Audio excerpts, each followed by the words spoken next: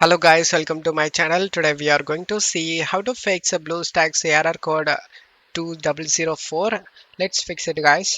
Method one, you just need to open up Chrome and search Geek uninstaller. Select the first site, select the download option, select the zip file and download it. After getting download and select this folder icon, double click on the file, double click on the application and select yes. Now find BlueStacks in this list, right click and select uninstall. This will help you to remove all the files that created by BlueStacks. After the uninstall done, you just need to close stuff here and now open up Chrome and search BlueStacks 5 download and press enter. Select the first link and select download BlueStacks option. After getting download and install it, after the installation done, your problem should be fixed. If this method doesn't fix your problem, method 2, you just need to search storage settings.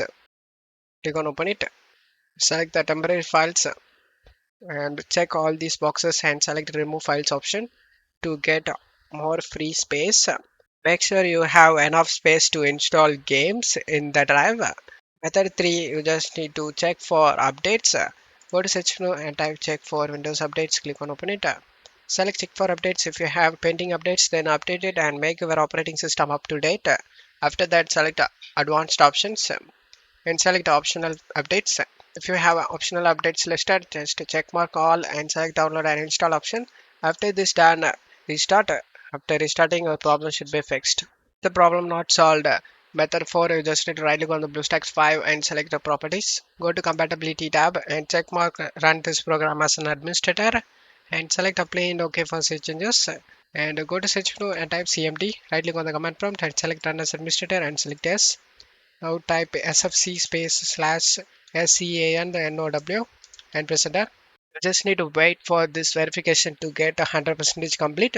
After getting this complete, just to go ahead and restart your PC. After restarting, your problem should be fixed. Don't forget to leave a like guys. Thank you.